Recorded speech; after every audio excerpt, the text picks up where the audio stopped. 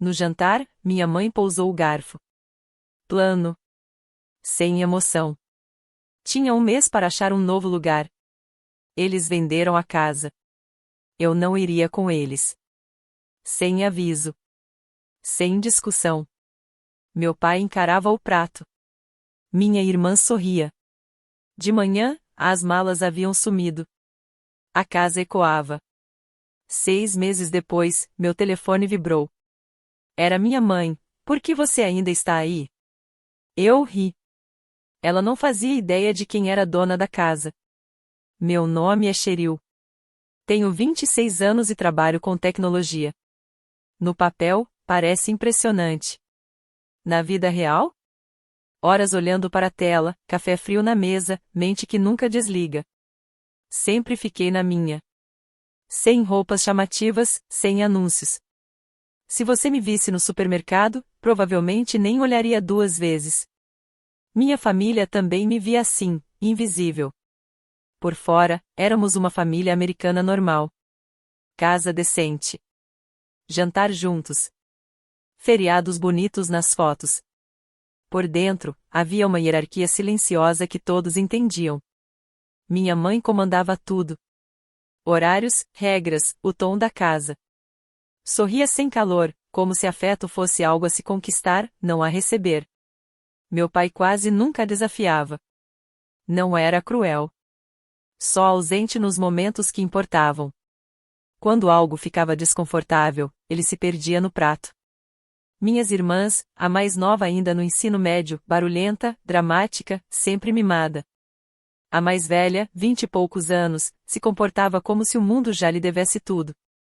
Elas opinavam sobre minha vida, meu trabalho, meu silêncio, sobre eu nunca ir a lugar nenhum.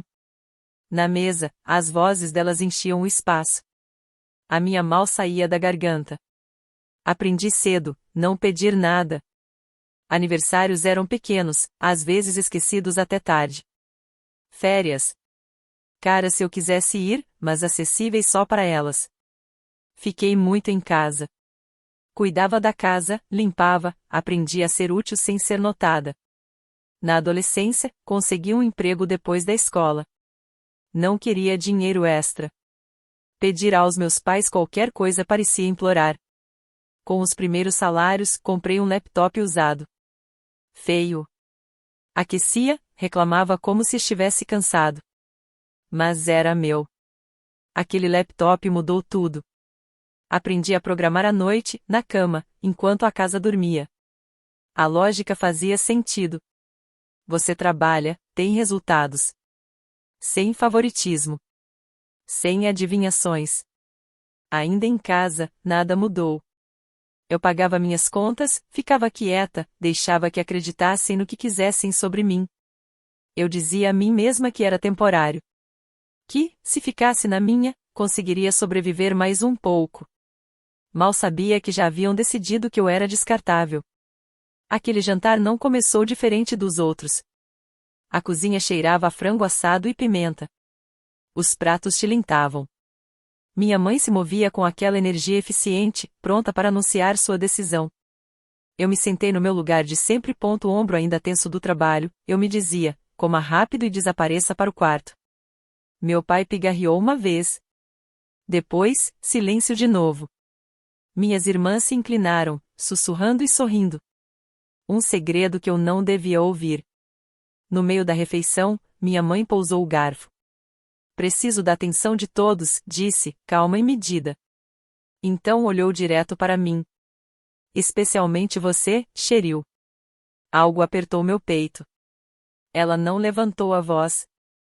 Não parecia brava. Isso era o pior. Falava como se lesse uma lista de supermercado.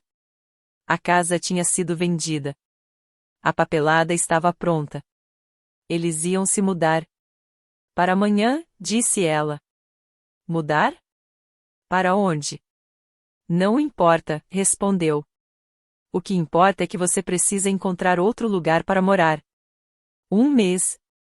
As palavras não caíram de uma vez. Elas se empilharam. Vendida. Mudança. 1 mês. Olhei para meu pai. Ele não encontrou meus olhos. As mãos dele sobre a mesa, os nós dos dedos brancos. Quando olhei para minhas irmãs, a mais velha sorriu de canto. A mais nova apertou os lábios, tentando não rir. Vocês estão falando sério? Minha mãe assentiu. Não vamos levar você conosco. Ela disse de forma tão limpa que quase parecia razoável. Como se fosse a ordem natural das coisas e eu apenas tivesse perdido o memorando. Meu pai finalmente falou. Você é adulta, Cheryl. Devia ter se planejado. Planejado para minha família vender a casa sem me avisar. A mais nova bufou. Melhor começar a arrumar as malas, né? Trabalho de tecnologia não paga tão bem, né? Riram. Não alto. Nem cru. Apenas o suficiente para machucar. Esperei alguém dizer, isso é demais. Esperava que minha mãe mandasse parar. Que meu pai interviesse. Nada. Minha comida esfriava na frente de mim. Senti a pressão familiar nos olhos, aquela que vem antes das lágrimas. Engoli. Chorar nunca mudou nada naquela casa. Então é isso? Perguntei baixinho. É isso, disse minha mãe. Tomamos nossa decisão. Eles voltaram a comer, a falar de bairros, escolas, e como a nova casa seria mais leve, como se eu já tivesse sido apagada do cômodo. Sentei até a cadeira pesar mais que meu corpo. Então levantei, murmurei algo sobre estar cansada, e subi. Fechei a porta do quarto e encostei a testa nela, ouvindo o riso dele subir pela escada. Naquele momento, algo mudou dentro de mim. Não era mais negligência. Não era favoritismo. Era descarte. Enquanto eles achavam que me empurraram para fora da vida deles. Eles não tinham ideia de que acabaram de entrar numa situação que não podiam controlar. Eles saíram na manhã seguinte. Acordei com o baixo ronco do motor de um carro e o som de portas batendo. Por um instante, achei que tinha sonhado tudo. Então ouvi os saltos da minha mãe no piso de madeira lá embaixo, firmes e finais, como pontuação. Quando entrei na sala, as caixas estavam empilhadas perto da porta. O sofá havia sumido. Fotos de família foram retiradas das paredes, deixando retângulos pálidos onde memórias costumavam estar. Meu pai ficou perto da janela, chaves na mão. Já estava meio em outro lugar.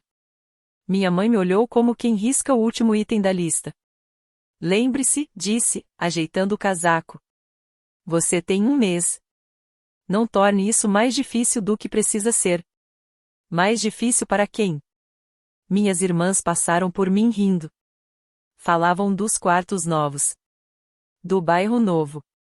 Do recomeço delas. Ninguém me abraçou. Ninguém perguntou se eu estava bem. A porta da frente se fechou. E, assim, a casa ficou quieta. Não um silêncio de paz. Um silêncio oco. Fiquei ali muito tempo depois que o carro sumiu na rua. O ar parecia diferente sem as vozes deles. Cada som ecoava. Meus passos. Minha respiração. O zumbido da geladeira que eles nem se deram ao trabalho de levar. Andei pela casa devagar. Cômodo por cômodo. Prateleiras vazias. Paredes nuas. Minha casa de infância virou uma casca. E, de algum jeito, eu era a única coisa deixada dentro dela. Foi aí que o peso caiu. Não pânico. Não medo. Só a certeza pesada de que minha família tinha feito um corte limpo. Não discutiram. Não hesitaram. Apenas decidiram que eu não valia mais o espaço que ocupava. Sentei no chão da sala, costas na parede, olhando para o nada. Normalmente, esse era o momento do choro. Da culpa. De perguntar o que eu fiz de errado. Mas, em vez disso, algo frio se instalou. Porque a verdade era simples. Isso não veio do nada. 2 meses antes, eu rolava anúncios numa noite qualquer. Pensava vagamente em sair de casa um dia. Então eu vi. Meu endereço. Meu quarto. Fotos da casa onde eu ainda morava. Arrumada. Polida. Como se eu não existisse. Eles tinham colocado a casa à venda sem me dizer nada. Lembro de encarar a tela. Primeiro doeu. Depois veio a raiva. E então, clareza. Uma clareza que eu não sentia havia anos. Não confrontei ninguém. Não fiz perguntas. Fiz uma ligação. Enquanto eles empacotavam caixas e planejavam o futuro, eu colocava algo em movimento. Algo legal. Algo irreversível. De volta à sala vazia, eu me levantei e bati a poeira das mãos. A casa parecia grande demais. Silenciosa demais. Mas, pela primeira vez, também parecia honesta. Eles acharam que estavam me abandonando. O que não sabiam era que ali eu deixava de ser alguém que eles podiam pisar sem consequência. E na próxima vez que falássemos, o controle não seria mais deles. 6 meses se passaram. Não em silêncio. Nem por milagre. Mas com constância. A casa mudou primeiro. Sem reforma dramática. Com intenção. Móveis novos ocuparam os vazios. A sala deixou de ecoar. A cozinha voltou a cheirar a café. À noite, as luzes ficavam acesas porque eu queria. Não porque esperava alguém voltar. Eu mudei também. Fiquei mais ereta. Dormia melhor. Parei de estremecer toda vez que o celular vibrava. Eles nunca ligaram. Nunca perguntaram se eu estava bem. Nunca quiseram saber se eu tinha para onde ir. Nada. Acho que, na cabeça deles, eu já tinha desaparecido. Problema de outra pessoa. Fardo de outra pessoa. Então, numa tarde, enquanto eu trabalhava de casa, o celular vibrou na mesa. Minha mãe. Fiquei olhando para a tela mais do que precisava. Quando finalmente abri a mensagem, eram só 6 palavras. Por que você ainda está aí? Nada de olá. Nada de preocupação. Só confusão. Irritação, talvez. Eu ri. Não alto. Um suspiro quieto pelo nariz. Aquele tipo de riso que vem quando a última peça se encaixa. Não respondi. 1 hora depois, outra mensagem. Depois uma chamada perdida. Depois outra. Deixei todas lá, não lidas, e terminei meu trabalho. Quando fechei o laptop, senti calma. Eles estavam prestes a descobrir. E eu não tinha pressa. Na manhã de sábado, ouvi o motor familiar entrando na garagem. Não olhei pela janela de imediato. Eu já sabia quem era. A campainha tocou. Tomei meu tempo. Arrumei o suéter. Respirei fundo. Abri a porta. Lá estavam eles, os 4. Esperando serem deixados entrar em um lugar que ainda parecia deles. O sorriso da minha mãe congelou ao ver o que havia atrás de mim. O sofá. O tapete. A arte nas paredes. Os olhos da minha irmã se moveram por toda a sala. A mais nova abriu a boca sem acreditar. O que? O que é tudo isso? Minha mãe perguntou, entrando sem convite. Meu pai seguiu, calado como sempre, olhando para o chão. A irmã mais velha passou a mão pelo encosto do sofá, como se tivesse medo de ele desaparecer. Essas coisas não são baratas, murmurou. Fechei a porta atrás deles. Sente-se, disse, apontando para a sala. Eles se sentaram. Minha mãe cruzou as mãos no colo, tentando recuperar a compostura. Cheryl, começou, precisamos conversar sobre o que está acontecendo aqui. Me recostei na cadeira. Você quer dizer porque ainda moro na minha casa? A cabeça dela se ergueu. Ela é minha, repeti, calma. O silêncio caiu na sala como um peso. Isso não é engraçado, disse meu pai finalmente. Não estou brincando, respondi. O sorriso da minha mãe ficou forçado. Você não tem esse tipo de dinheiro. Encolhi os ombros. Você se surpreenderia com o que acontece quando ninguém está olhando. A mais nova bufou. Você está dizendo que comprou este lugar? Sim, respondi. Com o quê? Perguntou a mais velha. Você mal pagava o aluguel. Sorri. Só um pouco. É isso que vocês pensavam. Minha mãe se levantou tão rápido que a cadeira arrastou no chão. Explique agora. Então expliquei. Não todos os detalhes. Não números que fariam a cabeça deles girar. Só a verdade. Trabalho com tecnologia. Construí coisas em silêncio por anos. Fiz parceria com alguém de confiança. Nos saímos bem. Melhor que bem. Eu vi o anúncio meses antes de vocês me contarem. Você colocou a casa à venda enquanto eu ainda morava aqui. Então, tomei uma decisão. O rosto da minha mãe perdeu a cor. Você deixou a gente vender para você? Comprei legalmente. Tudo resolvido. Pagamentos, contas, propriedade, tudo. A sala parecia encolher a cada segundo. Meu pai massageou as têmporas. Por que não nos contou? Olhei nos olhos dele. Porque vocês não perguntaram. A mais nova interrompeu. Se você tinha dinheiro, deveria ter nos ajudado.